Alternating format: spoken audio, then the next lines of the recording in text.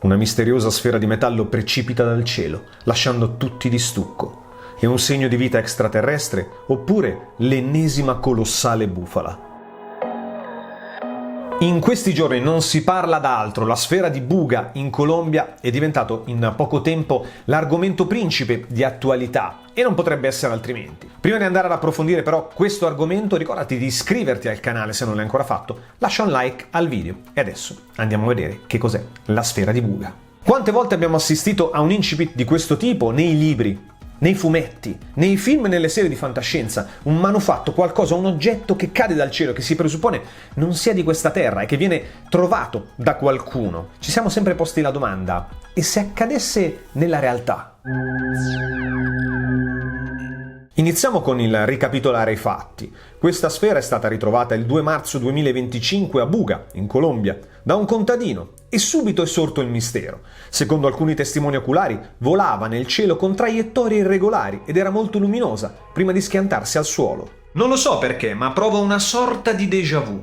La notizia è stata presto rilanciata da numerosi siti e pagine social specializzate in fenomeni UFO o UAP, che dir si voglia. Secondo gli appassionati e chi è alla continua ricerca di testimonianze di una possibile attività extraterrestre, si tratta infatti di una sonda di provenienza aliena. Ma come è fatta la sonda di Buga? Ad analizzarla è stato lo studioso e radiologo José Luis Velázquez, che ha descritto questa struttura, grande come un pallone da calcio, composta da 3 strati, priva di saldature o giunture visibili, peculiarità che a suo dire non la catalogherebbe come di fabbricazione umana. All'interno la sfera conterrebbe 18 minuscole sfere attorno a una sorta di nucleo. Sulla superficie riporterebbe invece delle incisioni simili a rune e un disegno che ricorda la struttura di un microchip. Secondo molti è una svolta epocale, già perché abbiamo tra le mani un manufatto di chiara provenienza aliena. Fermi tutti!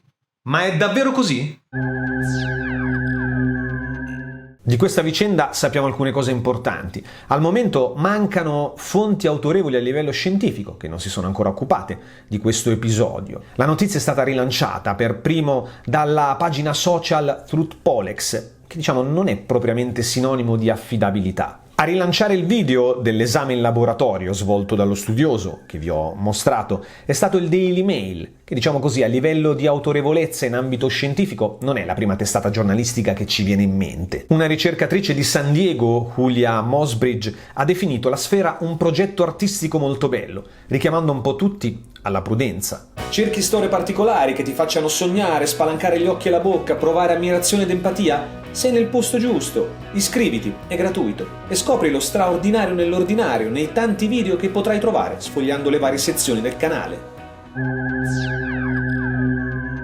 La notizia è stata poi ripresa ovviamente anche dalle testate giornalistiche italiane, allora voglio fare un po' di rassegna stampa andando a leggere insieme a voi dei brevi passaggi di alcuni articoli. Da Cosenza Channel riportiamo la dichiarazione del presidente del Centro Ufologico Mediterraneo, Angelo Carannante, che dice sulla vicenda: in primo luogo, come abbiamo messo in evidenza sul sito ufficiale del CUFOM, il filmato relativo al volo della strana sfera è spezzettato e questo non depone certo a favore dell'accaduto. Sarebbe stato più opportuno pubblicare il video così come è stato girato, a meno che si voglia pensare che i testimoni abbiano interrotto di loro spontanea volontà di volta in volta le riprese per motivi che non conosciamo.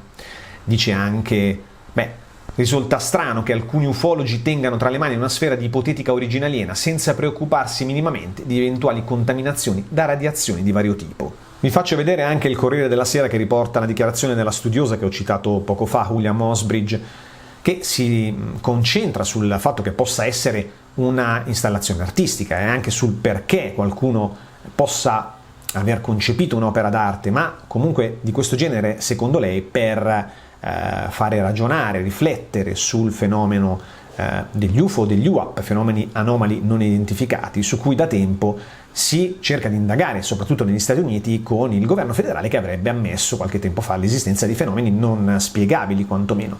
Però la Mosbridge stessa invita alla calma, alla prudenza, quando dice: prima di decidere che qualcosa è anomalo o un UFO, portate l'oggetto a un gruppo come il progetto Galileo. Ha detto, sottolineando che soltanto un'analisi scientifica possa stabilire se un oggetto è chiaramente non prodotto dall'uomo. Ma che cos'è allora davvero la sfera di Buga?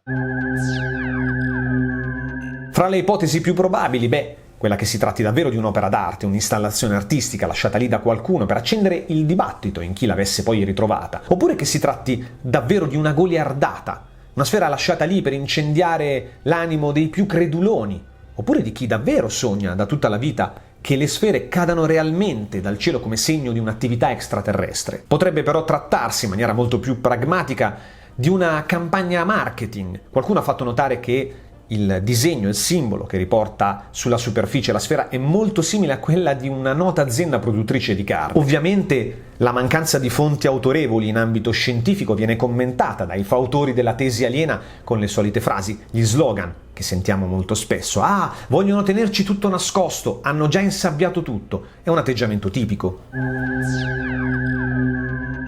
In conclusione, che cosa sappiamo di questa vicenda? Sappiamo con certezza che si tratta di un ritrovamento. I fatti accaduti ci dicono che una sfera è stata ritrovata in un prato in Sud America. Non sappiamo però di che cosa sia fatta, quale sia la sua provenienza.